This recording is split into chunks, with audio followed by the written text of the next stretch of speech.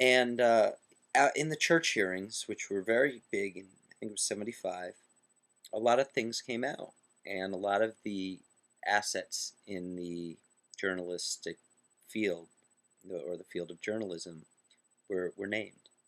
And some of the names would, I think, shock a lot of people, because it shocked me, and I like to think I read a lot. Uh, I put up a list so I could read you a few names.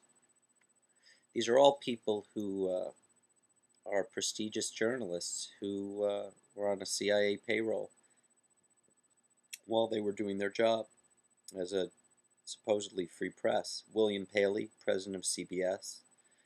Philip and Catherine Graham, publishers of the Washington Post. Arthur Hayes Sulzberger, publisher of the New York Times, which of course broke the Watergate scandal right before the Washington Post.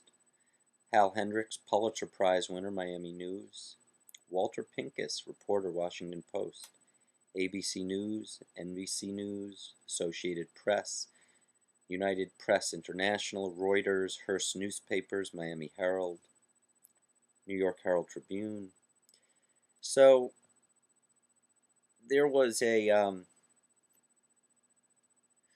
was the CIA director in after William Casey, I believe. You got to look it up. I don't have the name on me. There was a memo, and I'm going to get it for the next video blog. I don't want to go look it up right now, but I'll get it for you, the exact reference. There was an internal memo that was recovered through FOIA, Freedom of Information Act, and it showed the CIA director in the early 90s saying that they were undergoing an internal project to try and improve the image of the CIA. And in discussing this project, he came out and said to all the people who were CC'd about this that the CIA for a long time has had well-placed connections in every major media outlet in America. So he said also, I'm paraphrasing, of course, and I'll want to get you the exact reference so you can read it yourself, since this is about thinking for yourself. Don't just adopt what I'm saying, please. I'm just one person who's interpreted a lot of information and come to my own logos.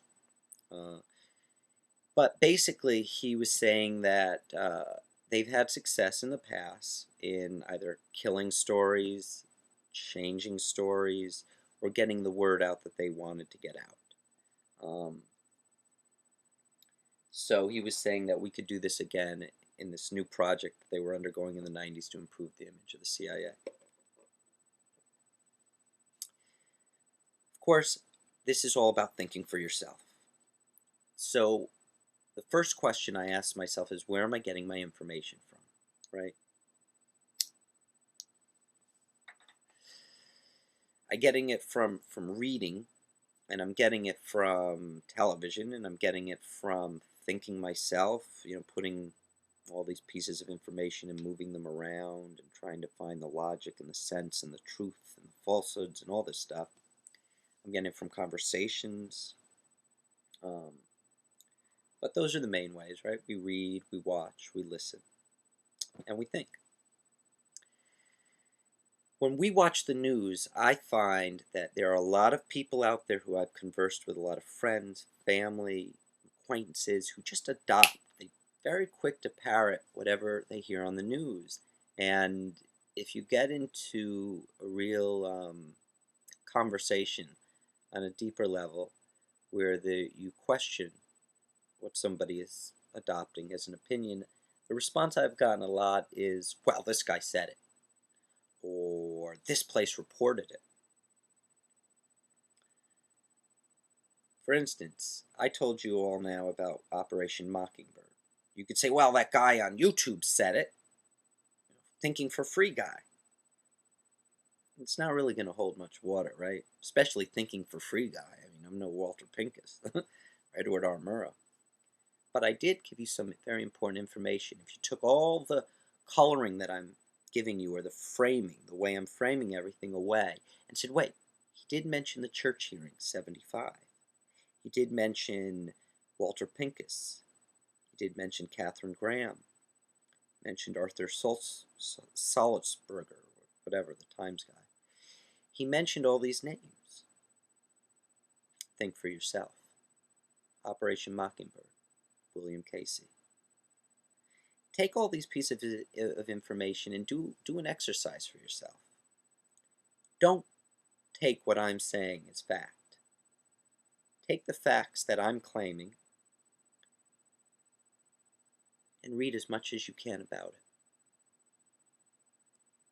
Make notes for yourself if you read things that contradict one another. Bookmark them if you're too lazy to write things down with a pen. Keep a yellow sticky post up on your computer. Go to the library if you can't find something on Google. Pick one topic. Don't go crazy. In this case, I'm saying news media, intelligence organizations, the connection between the two since the beginning of television media in the 1940s. There's a topic. Why is this important? Well, if our free press is no longer giving us objective truth and is just serving self-interest, then who are we going to trust? Where are we going to get our info? So a very good thing we have the internet. It's a very good thing we can read BBC, Al Jazeera, the papers from India, individual blogging sites, or actual professors who just put up their own websites, or people who have experiences in all sorts of things. Watching some of these great documentaries people post on YouTube. The other day I watched Gore Vidal, great historian, great mind, giving an interview on Real News. That guy will give you a wealth of information that you can then go study yourself. I think the news needs to be studied rather than adopted. There aren't any Edward R. Murrows out there anymore, folks, in my experience. There are honest journalists, don't get me wrong. But in this day and age, just the guy reporting or the guy, he doesn't have total control over the devices that are going to relay all this information that we hear.